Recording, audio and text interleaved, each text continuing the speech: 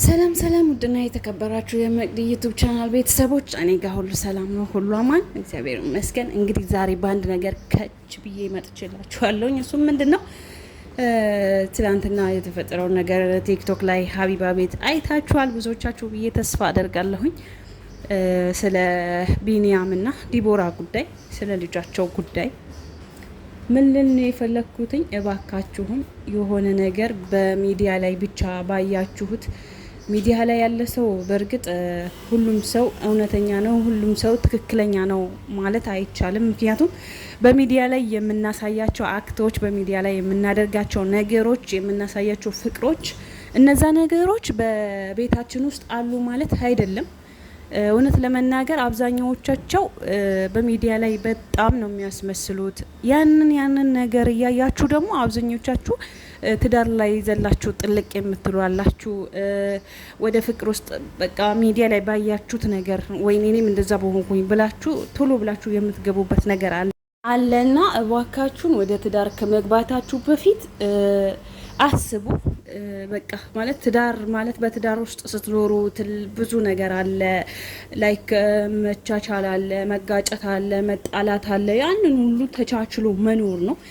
ትዳር ላይ ሲኖር ደግሞ በተለይም ደግሞ ልጅ ከተወለደ ሁሉን ነገር መቻል ነው። በቃ ማለት ቢከፋም ቢለማም ደስተኛ ቢሆኑም ባይሆኑም ለልጃችሁ ስትሉ ደስታን መፍጠር ነው ያለባችሁ። ሁኖም ግን የነሱ ግን በጣም ነው የሚያሳዝነው። ትላንትና ዲቦራን በተናገረችው ንግግር፣ አባትየውም ደግሞ በተናገረው ንግግር በጣም ነው የሚያመው። በጣም ነው የእውነት። እኔ በጣም በእኔ በኩል በጣም ትላንትና ቲክቶክ ላይ ሀቢባ ቤት እየተከታተልኩኝ እያለቀስኩኝ ነበርና በጣም ነው ያሳዘነኝ አባትየው። እናትየው ግን ትክክል አላደረገችም። በእርግጥም በሷም ለመፍረድም አልችልም። ምናልባት የራሷ የሆነ ምክንያት ሊኖራት ይችላል። ብዙ ነገር አሳልፋለች። በሰዓቱ አብሯት አልሆነም በሰዓቱ እና እሱም ደግሞ ያው ዮሃ ሚዲያ ላይ እንደቀረበው አይታችሁታል። ያኔ ልጅ አይደለም ሲል ነበረ። የሱ መሆኑ ከተረጋገጠ በኋላ ዲኤን ተመርምሮ ከተረጋገጠ በኋላ ደግሞ ልጄን እንደ አባት ሁኜ መንከባከብ ፈልጋለሁ ብሎ ሁሉን ነገር ያው ብርም ተቆራጭ ሊያደርግለት በወር 5000 ብር ተነጋግረው ነበረ። ግን ትናንትና ላይ ደግሞ እንደ አዲስ አግረሽቶ ዲቦራ እንደማትፈልግና ከኔም ከልጄም ህይወት ውጣለን ለአንዴና ለመጨረሻ ጊዜ ብለዋለች።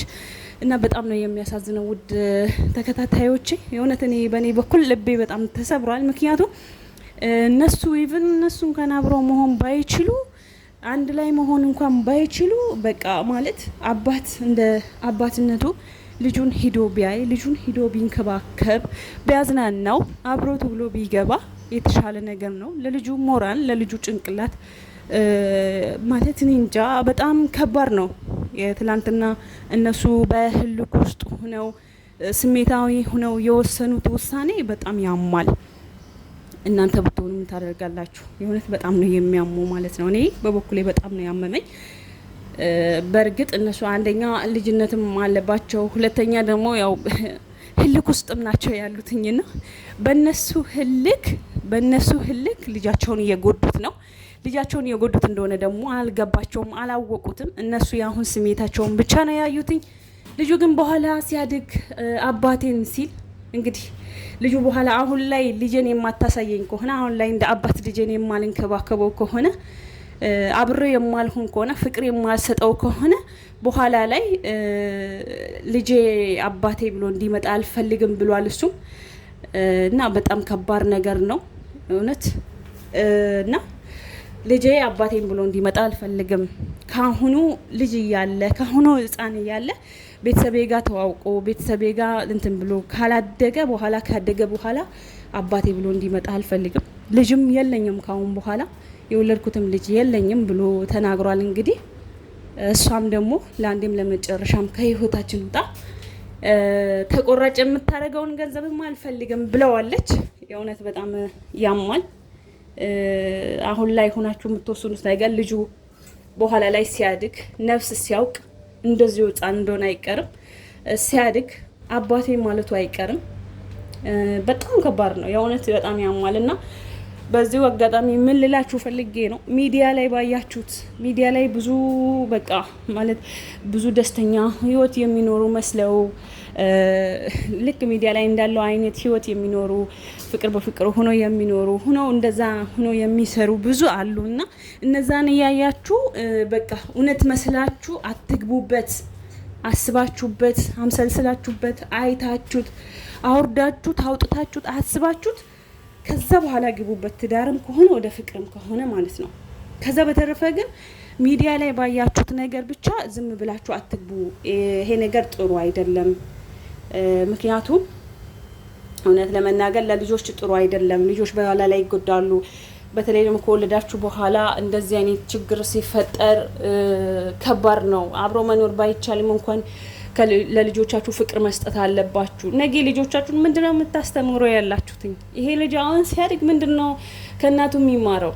በእርግጥ እናቱ ለፍታለች፣ እናቱ ደክማለች፣ እናቱ ብዙ ስቃይ አሳልፋለች። ያንን ስቃይ የምታውቀው ደግሞ እሷ ናት።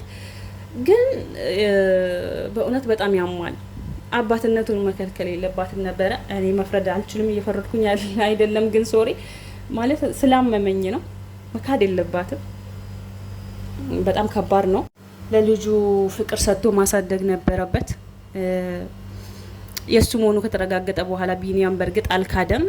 ልጁን ለመንከባከብም ለማየትም ለማዝናናትም የተቻለውን አክል ሁሉ ዋጋ ለመክፈል ዝግጁ ሆኖ ነበረ። ከዛ በኋላ እንግዲህ ብቻ ከባድ ነው። በጣም በጣም በጣም ከባድ ነው የእውነት እና ፈጣሪ አምላክ እንግዲህ እሱ በመሀላቸው ገብቶ አንድ ያደርጋቸው እንጂ በጣም ከባድ ነው። ልጁ ሲያድግ በኋላ ላይ የሚሰማው ስሜት እንግዲህ አስቡት። አባትህ ሙቷል በዩ ልጄ አድጎ ነገ አድጎ ትልቁ ነው አባቴስ ብሎ ሲጠይቅ አባትህ ሙቷል ብለሽ ነገር ይሁን ያላትኝ እንግዲህና የእውነት በጣም ከባድ ነው። ኦ ማይ ጋድ እኔ ትላንትና በጣም ነው እንትን ያለኝ እውነት በጣም እየተከታተልኩትኝ ነበረ። ትንሽም ስራም በስቶብኝ ነበር። ያው ሙሉ ለሙሉ አልሰማሁትኝም፣ ግን የተወሰነው ሰምቼ ያለሁኝ እና በጣም ከባድ ነው የኔ ማሮች።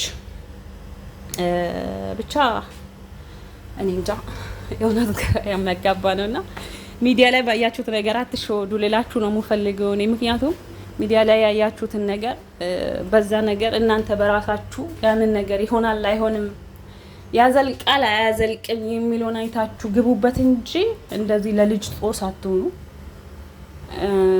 ለማለት አክል ነው። እና መልካም ጊዜ ይሆንላችሁ። በቀጣይ ቪዲዮ እስክንገናኝ ድረስ ቤተሰብ ያልሆናችሁ ደግሞ ቤተሰብ ሁኑ። ቤቱ ሰብስክራይብ እያደረጋችሁ ተከታተሉ ማለት ነው። በጣም ነው የምወዳችሁ። ስለምታበረታቱኝም ከጎኔም ለምትሆኑ ልጆች ደግሞ እጅግ በጣም ነው የማመሰግነው።